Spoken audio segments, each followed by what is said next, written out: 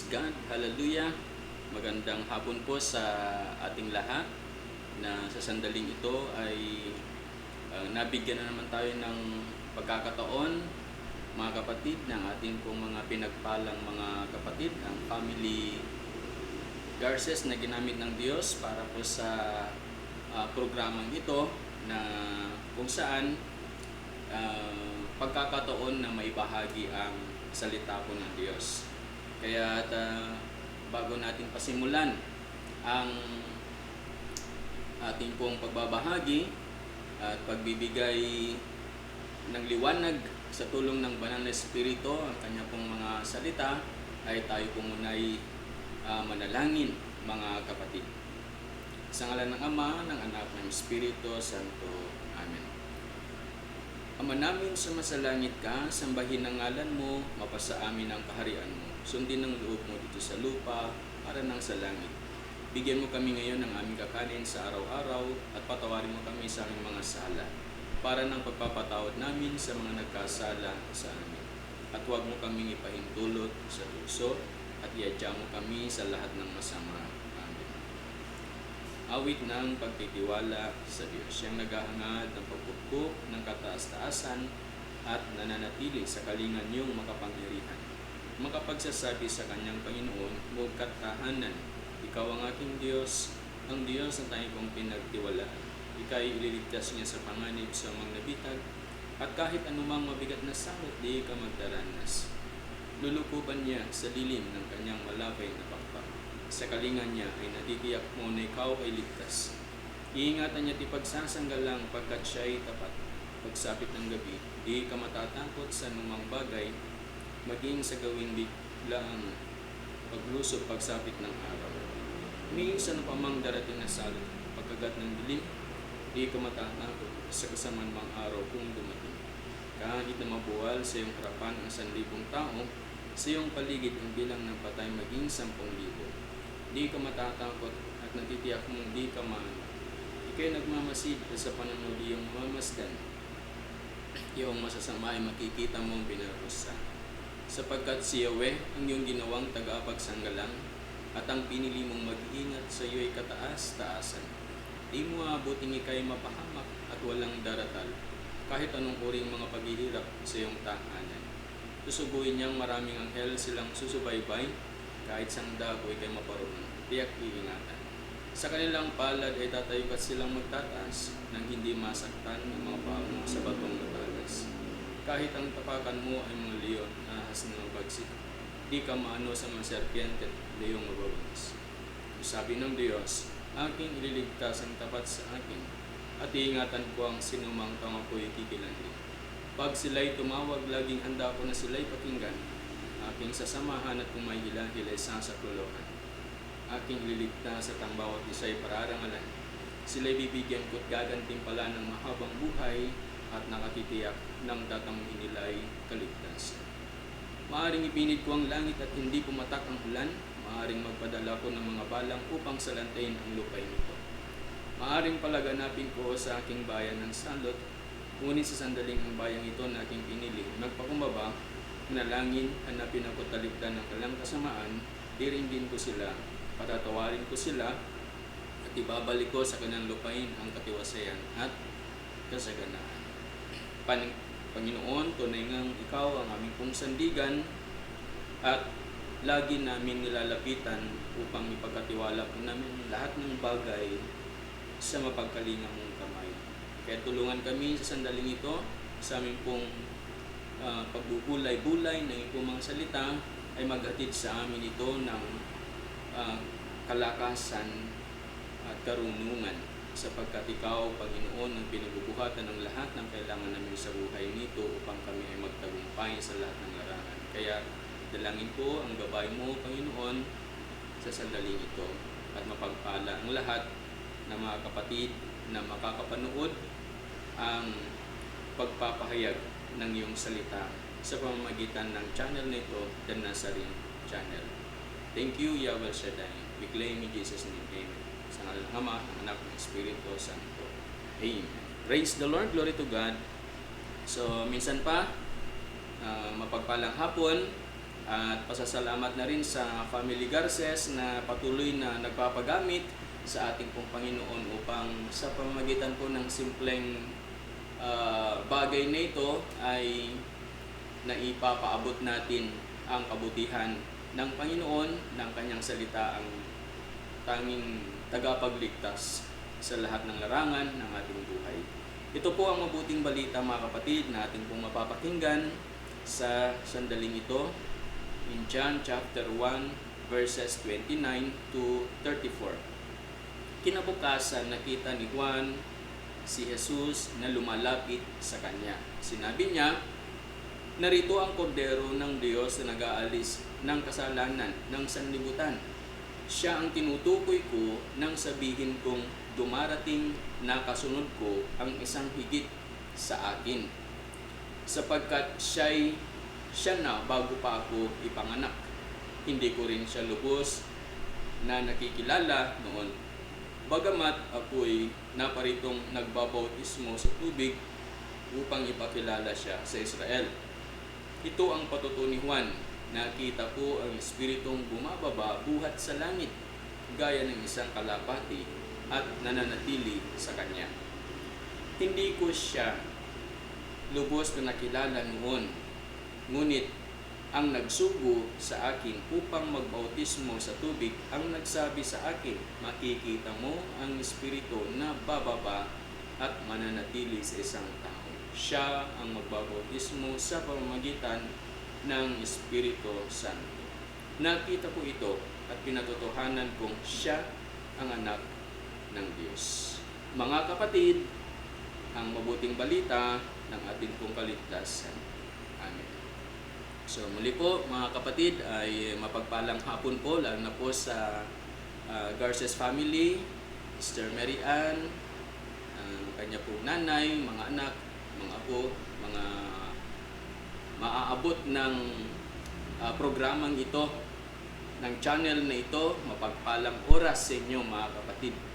At atin pong bigyan sa tulong ng Panginoon ang munti nating pagkaunawa sa salita ng Diyos na ating binasa, na alam po natin ito ay pagkain ng ating pong kaluluwa habang tayo'y nandito sa lupa, at may lakas tayo na harapin ang lahat ng hamon, sapagkat hindi lang naman po tayo nabubuhay sa mga bagay na meron tayo sa buhay nito, kundi maliwanag na sinabi ng salita ng Diyos na sa pamamagitan ng Kanyang salita ay nabubuhay din tayo, dahil ang salita ng Diyos ay pagkain ng ating espiritual na buhay.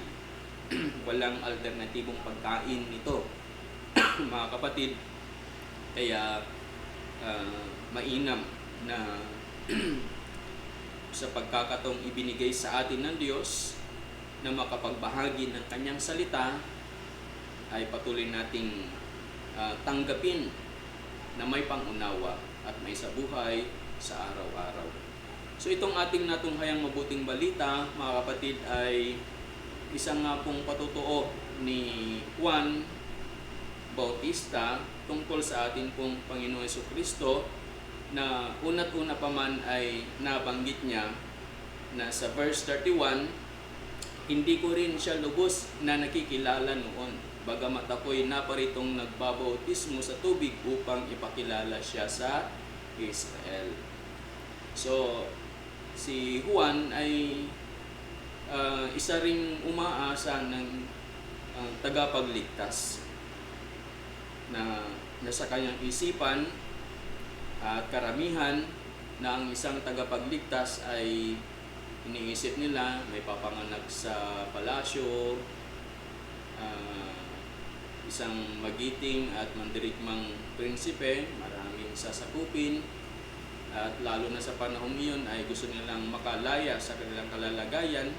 So karamihan, iyon nga yung pattern na alam nila na may darating na tagapagligtas. Pero sa buhay ni Juan Bautista ay nagpapakita ng isang aspeto ng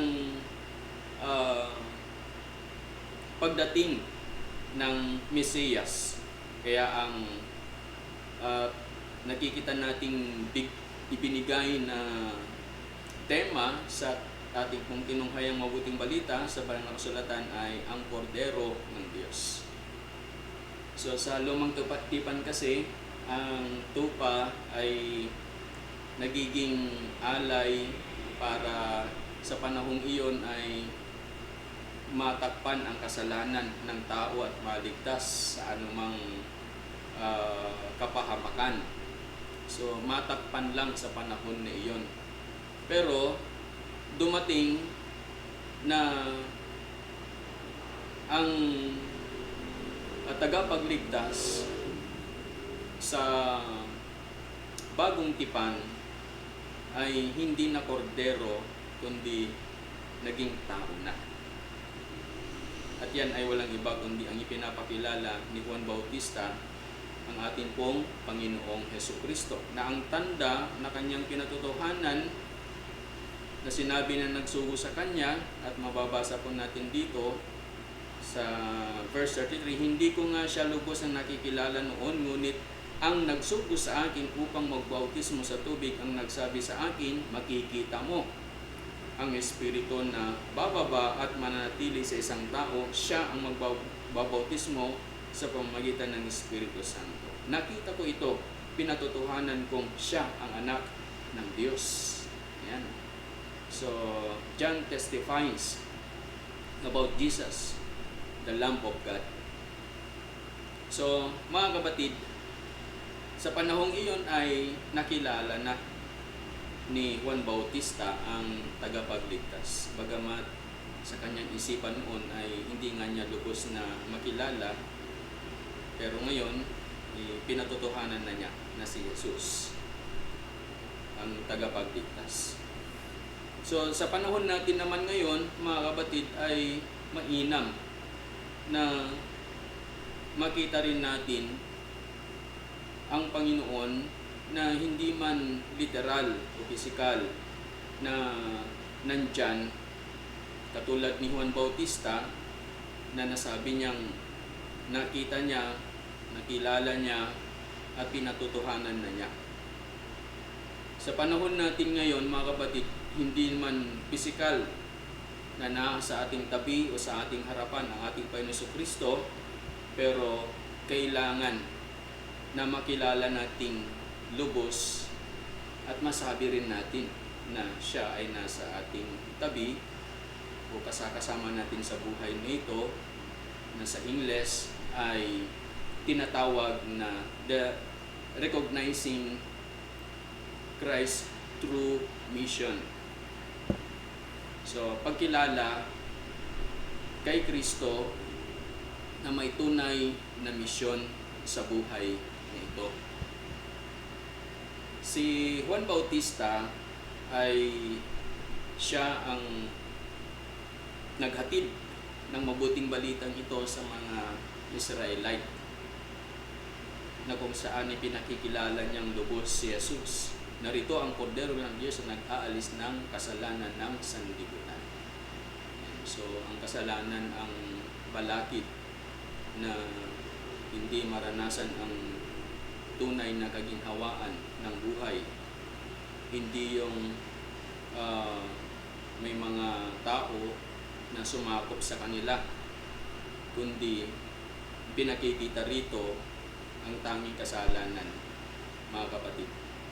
Kaya wala namang ibang ibinigay ng Diyos upang tayo ay ganap na makalaya sa kapangyarihan ng kasalanan ito, dahil hindi kaya ng sarili natin o sino pa man, maging kayamanan natin, na tayo iligtas sa lahat ng uri ng bunga ng kasalanan. Kaya salamat sapagkat si Juan, siya man din ay nagpapatotoo na alam naman natin si Juan ay talagang ginamit din siya ng Diyos na may kapangyarihan sa kanyang kapanahunan.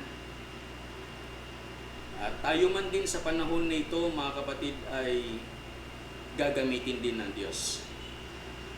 Ang kailangan lang ay maging bukas ang ating pananampalataya, maging sensitibo ang ating espiritual na pumuhay sa paggalaw ng Diyos, sapagkat ang buhay natin araw-araw, mga kapatid, ay maliwanag na biyaya na mula sa Panginoon na dapat naka-attach ang ating pong buhay sa kanyang paggalaw sa bawat araw. Ngayon, tingnan natin ang pagkilala natin sa tunay na misyon ng Panginoon sa buhay na ito.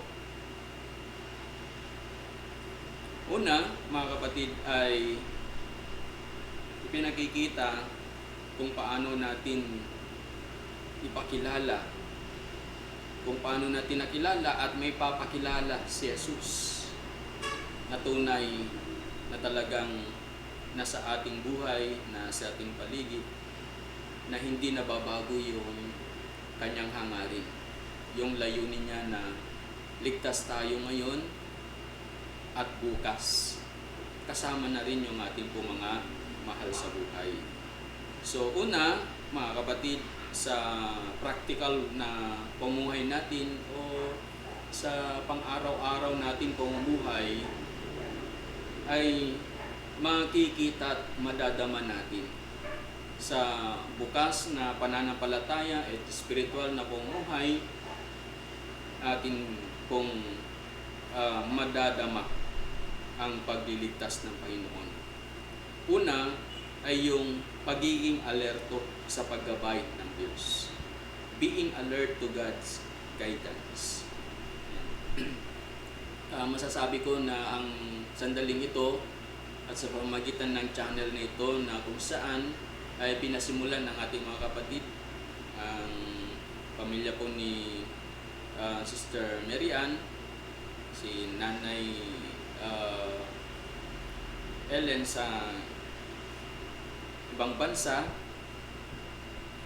ay pamamaraan ng paggabay ng Diyos upang makasabay tayo sa panahon ngayon na kung saan ang salita ng Diyos ay naipapahayag sa iba't ibang platform. Kaya isa na po itong Nazarene channel in Facebook and in YouTube ay naipapahayag ang pagkilala kay Jesus. Kaya nagiging gabay ito na dapat kahit papaano alam natin buhay ang salita ng Diyos at sinong makapanood nito, makapakinig nito, ay hihipuin sila ng Espiritu ng Diyos. Being alert to God's guidance.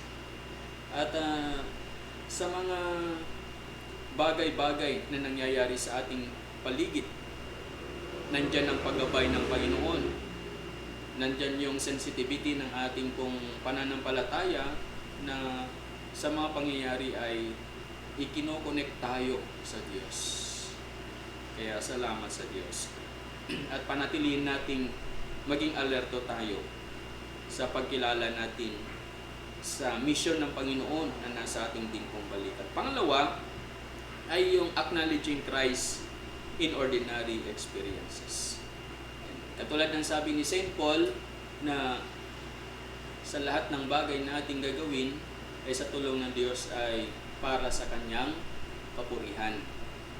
Kaya sabi niya, kumain ka, matulog ka, magtrabaho ka, ano mang gawin mo, ay nakakabit sa ating isipan na nandyan ang Panginoon, mga kapatid, na sa mga karanasang ito, malinaw sa ating pangunawa, sa ating kaalaman, na ang Panginoon ay nandyan.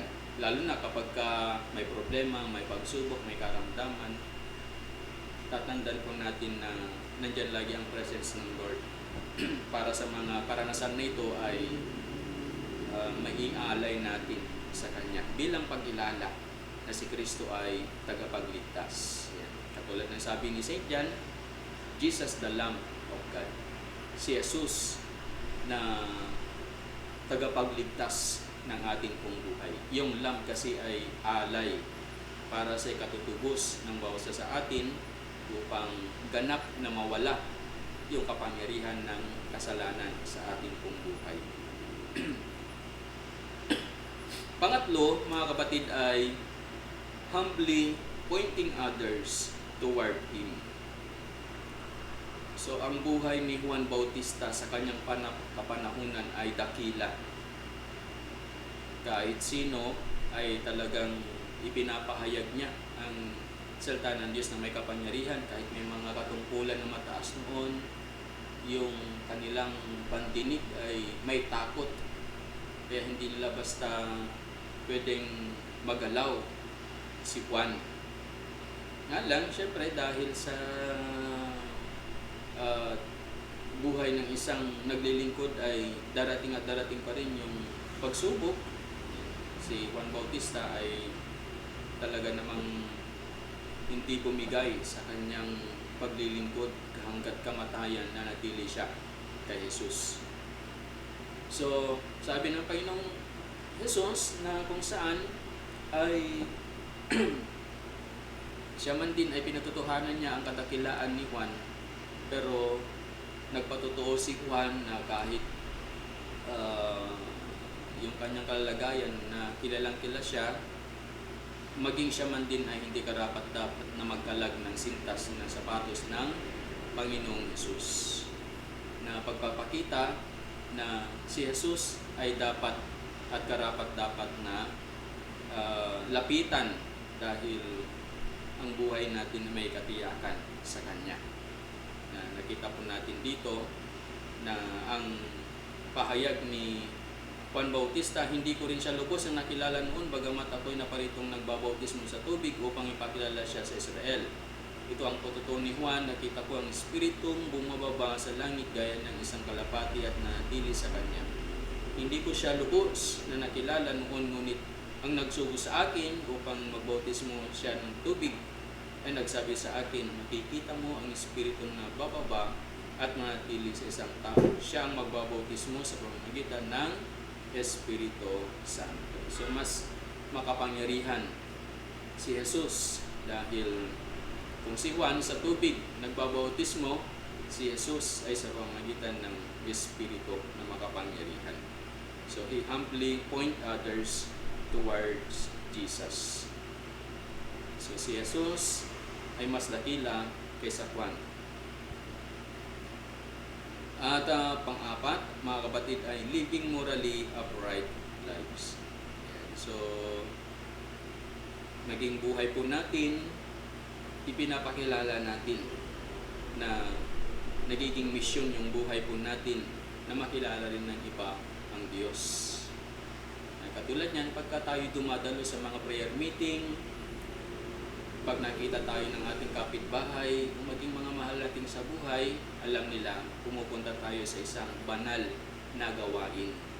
Pag pumunta tayo sa simbahan, nakiisa sa banal na misa, alam nila na patungo tayo sa Diyos. So, ito ay mga steps para sa ganun ay nailalapit natin ang ating mga kapatid sa Diyos. Kaya manatili tayo sa tulong at gabay ng Diyos na mamuhay na may takot, mamuhay na may kabanalan sa grasya ng Diyos. Living morally upright lives. Kasunod, mga kapatid ko, nito ay ang ganap na pagtitiwala sa hindi pagpapabaya ng Diyos sa ating buhay. Trusting in God's providence. Alam naman natin na ang buhay natin ay dependent din sa mga bagay-bagay. At huwag nating hayaan ang mga bagay nito ang siyang mangigibabaw sa paglapit natin sa Panginoon. Dahil kung ang mga bagay ang madalas nating iniisip sa buhay, minsan kasi nagiging hadlang na lumapit tayo sa Diyos kung may pakilala natin siya sa iba. Kaya nangako naman ng Panginoon na walang lingkod na kanyang pababayaan. Magtiwala lang tayo na sa araw-araw ay kayang ibigay, ipagkaloob ng Diyos ang lahat ng ating kailangan. Kaligtasan natin sa karamdaman, kung walang-wala tayo, kung sa kapahamakan, ay tawagin lang natin siya, nangako siya na nandyan siya. Maaasahan natin ang ating Panginoon. Amen. Glory to God. So, nandito pa rin tayo sa tema natin, mga kapatid, recognizing Christ through mission. Yung totoo na layunin ng Panginoon ay embedded na rin po ito sa ating pong buhay. Kaya itong mga practical ways na ito na ating nababanggit ay pamamaraan na nagpapakilalang may Jesus sa buhay natin, na nagmi-mission tayo, mga kapatid, na ilapit ang iba sa piling ng ating Panginoon.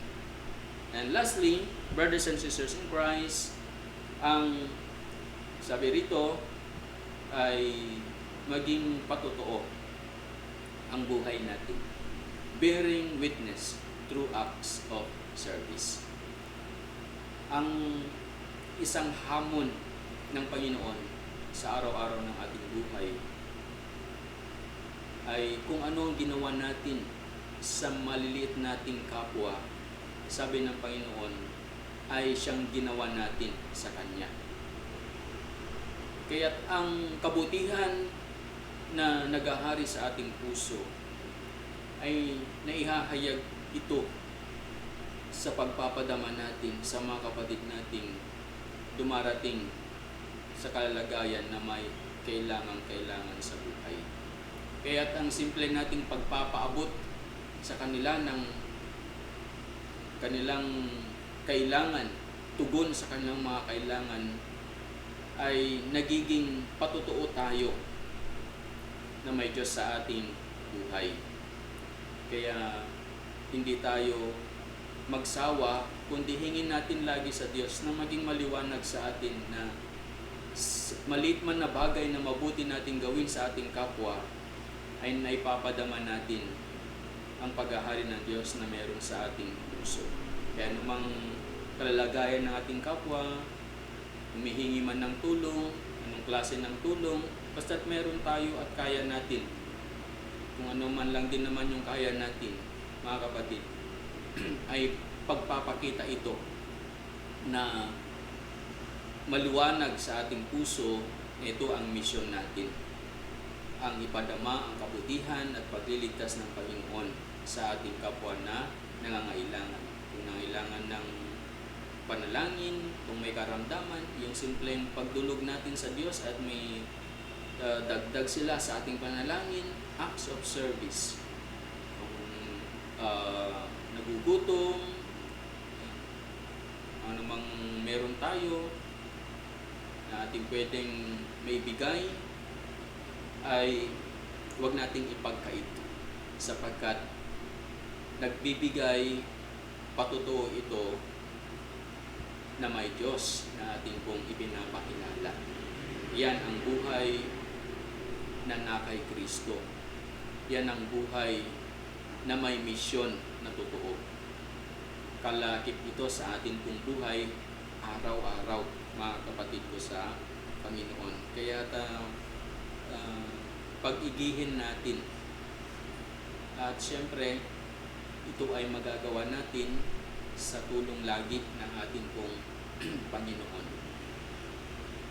Kaya alam naman natin ang mga bagay na ito na ipinagpapatuloy natin na mabuti ay hindi rin naman sayang din sa Panginoon, sapagkat ito ay pag-iimpok ng kayamanan sa langit, at hindi lang sa langit, maging dito sa mundong ito sa takdang panahon na tayo man din ay nangangailangan, sabi ng salita ng Diyos, ay meron ding dahilan para tayo ay tumanggap ng pagpapala higit pa sa ating inaasahan, sabi ng ating pong Panginoon. Kung maalala po natin, yung isang mayaman na binata lumapit sa Panginoon kung anong gagawin niya para magkaroon ng buhay na walang hanggan. At hindi lang simpleng binatang mayaman na ito. May katungkulan sa bayan, siya ay madasaling o religyoso, pero nagkaroon siya ng awareness ng buhay na walang hanggan. So nung lumapit siya sa Panginoon ay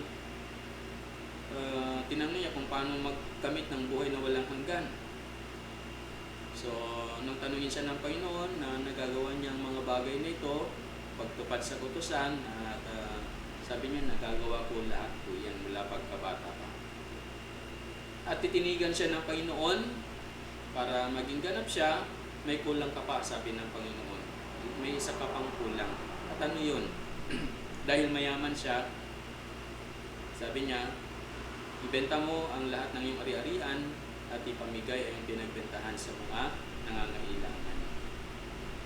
Nung sandaling mapakinggan niya ito, nalungkot siya at tumalikod. Hindi na niya tinapos yung pangungusap ng Panginoon. Sabi niya doon, ang nakapakinig sa karugtong na sinabi ng Panginoon ay ang mga alagad at ang mga taong nasa paligid niya. Na kung napakinggan lang sana niya, nasabi ng Panginoon, na babalik ka at maglingkod sa akin at ibabalik sa iyo isang dang ibayo ang lahat. So, hindi niya napakinggan iyon. Bigla na lang siyang nalungkot, tumalikod, lumayo. Kaya sabi na po, napakahirap ng isang mayaman na makapasok sa langit. So tayo, mga kapatid, ay hindi naman pinagbabawalan ng Panginoon na magkaroon ng mga bagay. Nga lang, maging maliwanag sana na kung tayo may pinagpapala, ay nais ng Diyos, maging pagpapala din tayo. Ang pagtulong sa iba, ang pagtulong sa maliit nating kapatid, ay nagpapakilalang may Diyos tayo na mapagbigay. Yan. Yan ang nais ng Panginoon, na kung siya ay sumasa atin, may liwanag yung mission ng Panginoon sa buhay natin, hindi magiging mahirap ang mga bagay nito dahil Diyos mismo ang nagsabi, hindi sayang ang lahat ng ito. Kayang ibigay at ibalik ng Panginoon more than we expect sa araw-araw. Kaya mga kapatid, tatandaan natin si Jesus, laging kasama natin sa buhay nito. Nasa ating paligid, nasa ating kapwa, nasa mga nagaganap araw-araw ng ating buhay. Kaya maging aware tayo, maging sensitibo tayo. Dahil nais ng Diyos, tayo din ay maging katuwang niya sa kanyang nais. Ang madala natin yung ating kapwa sa piling ng ating Panginoon. Kaya salamat po sa kabutihan ng Diyos sa mga salitang ito, sa praktikal nating pamumuhay sa araw-araw. May papaabot natin na ang ating Diyos ay buhay na buhay. At sumandali tayong manalangin, mga kapatid, bilang pagtatapos po sa salita ng Diyos na ating pong napakinggan. At sa tulong at gabay ng Espiritu ng Panginoon ay may sa buhay natin sa araw-araw. Sa ngalan ng Ama, ng Anak, ng Espiritu Santo. Amen. Banal na Diyos, dakilat mga pangyarihan sa lahat, salamat po sa hapon po ito. Sa iyong mga salitang amin pong natunghayan na pagnilayan. At paghariin ang iyong biyaya sa aming pong buhay. Maging sensitibo ang aming pananampalataya at ang aming pong spiritual na buhay sa lahat na nagaganap sa aming paligid, sapagkat lagi at lagi daw mong sa Panginoon. Lagi at lagi nais ng Diyos na maganap ang kanyang kalooban para sa iba. Kaya Panginoong Diyos, bigyan niyo po kami ng maliwanag na kaalaman, sensitibong espiritu na tumugon sa nais mo, Panginoon. At makita ka ng lubusan sa aming buhay, hindi ang aming sarili. sapagkat ikaw naman ang buhay namin sa buhay nito. Salamat din po sa Family Garces, Family Abiba, sa kanilang pagbibigay panahon sa mga simpleng bagay dito, sa kapahayagan ng salita ay may papaabot through social media na may Diyos na tapat, Diyos na dakila, Diyos na patuloy na tumutugon sa lahat ng pangailangan ng buhay. Salamat po Panginoon, at patuloy kang maghari, patuloy kang may pakilala sa buhay nito. Sa ngalan ni Jesus, itong aming dalangin sa ngalan ng Ama, ng Anak, ng Espiritu Santo. Amen. Praise the Lord. Salamat po sa hapon pong ito. Salamat po sa inyo pong panunood, pakikinig ng mabuting balita ng kaligtasan. Tatandaan po natin si Jesus ay nasa ating buhay, siya ay nasa ating paligid, hindi niya tayo iniiwan. Dalangin natin lagi na tayo ay samahan at may pakilala siya ng lubusan. Hindi ang ating sarili, katulad ng sabi ni Juan, I must decrease, He must increase. Yan ang ating Panginoon na naghahari sa ating buhay. Salamat po muli sa hapon pong ito. Salamat po sa biyaya ng Diyos at patuloy na pagpalain ng programa na ito, The Nazarene Channel, at ang buong Family Garces and Abiba family. Thank you and God bless brothers and sisters in Christ.